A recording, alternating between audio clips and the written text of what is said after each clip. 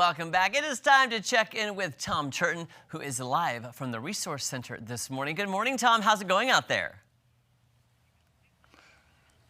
Good morning, Jeremy. It's going fine. And look who I have to talk to. Roy Rickstrew, your disability rep. Good to see you. Good to see you too, Tom. Okay. We've talked about things like this before. We're going to talk about the relationship you have with your doctor if you're going through disability and all of that stuff. And you got some pointers. Yeah. So don't be frosty with your doctor since it's seasonal and all. And we run across this from time to time. Yeah. When I'm reviewing medical records, you'll see pretty massive conflicts sometimes between the patient and the doctor. And we understand your health is failing. It's a tough time. A lot of times people get emotional, get really worked up about it. It's frustrating as can be. But when that conflict appears in your record, it hurts your case. I would imagine so. So, I mean, how do you kind of prepare? What I thought of first is bring someone with you whenever you're going to the doctor. Yeah, and I have clients that do that too. Yeah. Unfortunately, if it's a psychiatric appointment, the doctor's concerned that whoever you bring with you is going to speak for you, or there's going to be some sort of an apprehension or hesitation about giving the full story. But the biggest thing is you got to treat your doctor like they're a partner in your care. So many times I see people saying, my doctor's not doing anything. They put all of that responsibility directly on the doctor. They feel like there's no part for them. And they say, my doctor's not figuring this out. My doctor. Well, you're a partner in that. Yeah. So you've got to be engaged, involved. You got to help the doctor along the way. Okay, how can you help the doctor? How can you be engaged? Well, the first thing is don't expect them to have all the answers. Come in with answers of your own. You can research your condition. The Cleveland Clinic, the Mayo Clinic have got fantastic resources. I know there's doctors out there that are probably saying, gosh, we don't like people researching this ahead of time and coming in and trying to tell us how to do our jobs.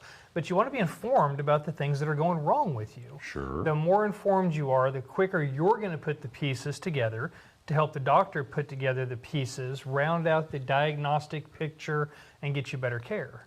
Yeah, because the doctor is not a mind reader. For sure. And that's why you got to have this open dialogue about the care's effectiveness. Doctor prescribes you medicine. It's real important there's that dialogue about how it makes you feel, about problems you're having with it, about successes. Track how you're doing post-medication. So much of the time people come in and they don't really know how the medication is helping or it's not helping or they can't articulate that. So you need to make sure that you're preparing ahead of time for those appointments. I would imagine you need to look at both sides of the equation and not just gripe about things, but at least give information to a doctor. Yeah, most definitely. And that's the problem with these conflicts, is it makes you look like you're unwilling to follow care when we read this in the records, or that you're disinterested in getting better.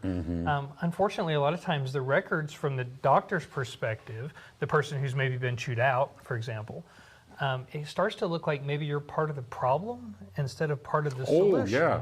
Being non-cooperative? Yeah. And judges especially are real concerned about people being respectful and coming in and being able to demonstrate they've done everything that they can do. So those conflicts make it look like you disrespect your doctor. Yeah, and you don't want to be part of the problem. You want to be part of the cure or the treatment. Most definitely.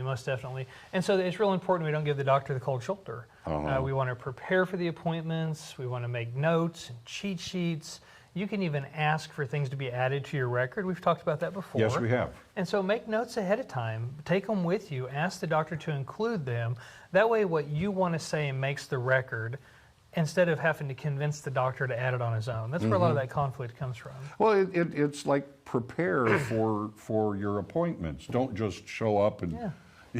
He's not going to try to wing it. You probably shouldn't try to wing it either. Right. And the thing is, people are immediately going to say, we don't have very long with the doctor. The appointments are short. Sure. And that's why we don't want to snowball the doctor. Utilize the portals, the Healthy Me and the My Mercy or whatever they're called at this point.